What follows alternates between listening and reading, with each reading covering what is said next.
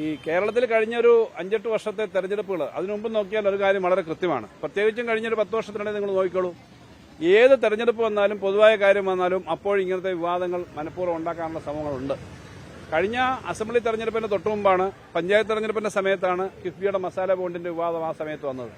Doctor Thomas Isaac എന്റെ മുൻഗാമിയാണ്. അദ്ദേഹം ധനകാര്യമന്ത്രി എന്ന നിലയിൽ അദ്ദേഹം പ്രവർത്തിച്ചിരുന്ന കാലത്തെപ്പറ്റി ഇന്ന് അദ്ദേഹം പത്രസമ്മേളനം നടത്തിയത് ഞാനും കണ്ടതാണ്, നിങ്ങളെ പത്രസമ്മേളനം കണ്ടതാണ്.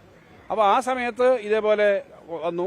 പിന്നെ പഞ്ചായത്ത് തെരഞ്ഞെടുപ്പിന്റെ സമയത്ത് ഇതേപോലെ ഒരു ആരോപണം വന്നു. അതിനുശേഷം കുറേയേറെ കാര്യങ്ങൾ വന്നു. അതിനെ സംബന്ധിച്ച് ഹൈക്കോടതിയിൽ പോയി കേസ് പറഞ്ഞു. കേസ് പറഞ്ഞിട്ട് ഇവർ കൊണ്ടുവന്നതിനകത്തൊന്നും അടിസ്ഥാനമില്ല എന്ന് പറഞ്ഞ് കോടതി തന്നെ അക്കാര്യത്തിൽ ഇടപെട്ടതൊക്കെ അദ്ദേഹം പറഞ്ഞു.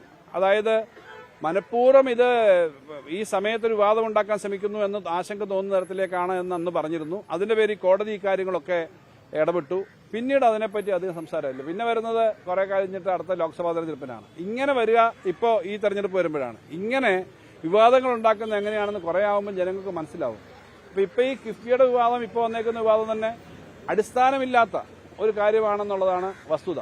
കാരണം ഇതിനകത്തിപ്പോൾ അവർ അയച്ച നോട്ടീസ് എന്ന നിലയിൽ വന്നേക്കുന്നത് ഇന്നിപ്പോൾ വന്ന വാർത്തയാണല്ലോ.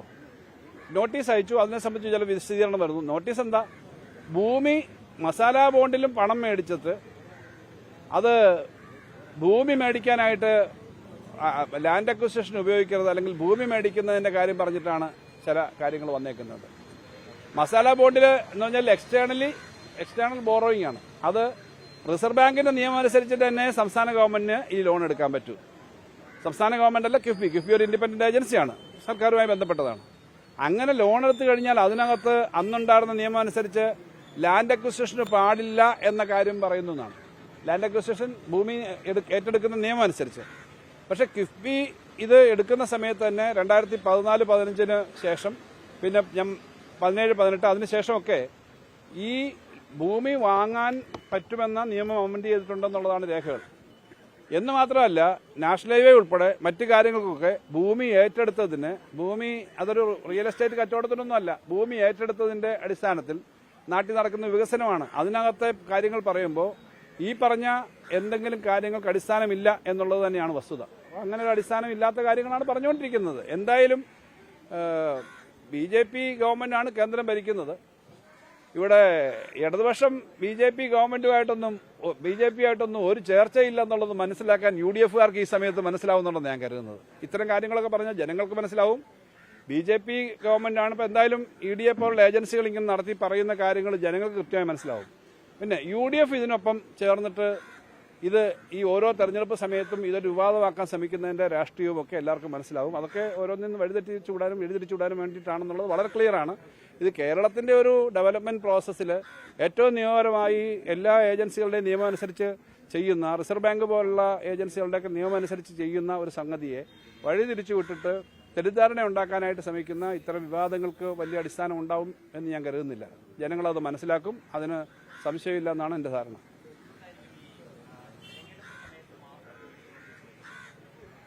അല്ല, അത് നിങ്ങൾക്ക് ഊഹിക്കാവുന്നല്ലേ ഉള്ളൂ. തെരഞ്ഞെടുപ്പുമായി ബന്ധപ്പെട്ടിട്ട് ഇത്തരം വിവാദങ്ങൾ വരുന്നത് ആ സമയത്ത് അതൊരു വിവാദം ഉണ്ടാവട്ടെ എന്ന് വെച്ചിട്ട് തന്നെയായിരിക്കും.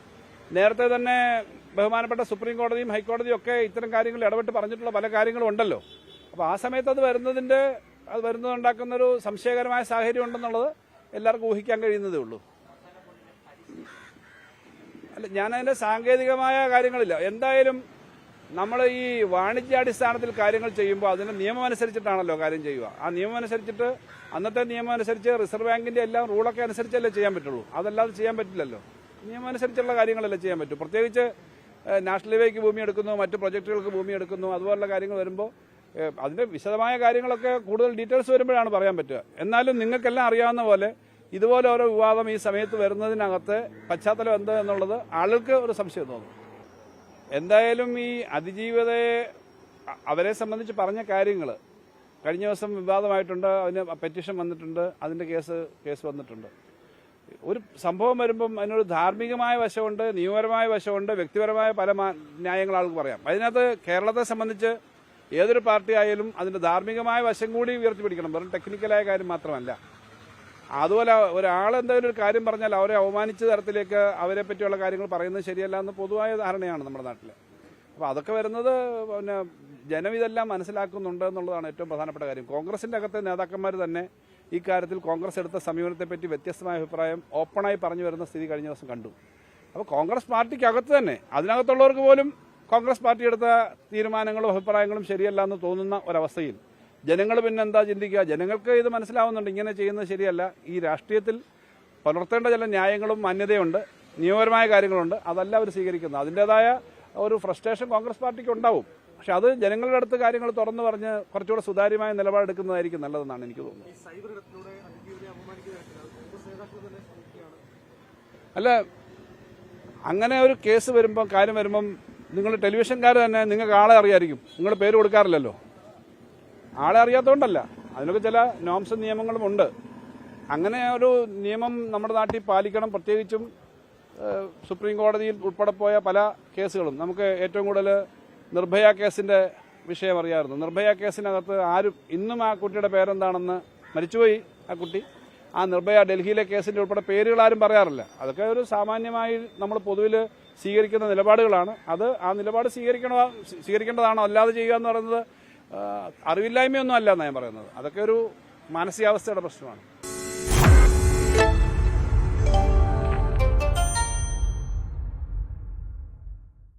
ലോകത്തെവിടെയായാലും ഏത് സമയത്തും 24 വാർത്തകളും ഓഗ്മെന്റഡ് റിയാലിറ്റി പാക്കേജുകളും എക്സ്പ്ലെയിനറുകളും വിശദമായി കാണാൻ ഞങ്ങളുടെ യൂട്യൂബ് ചാനൽ നിങ്ങൾക്ക് സബ്സ്ക്രൈബ് ചെയ്യാം.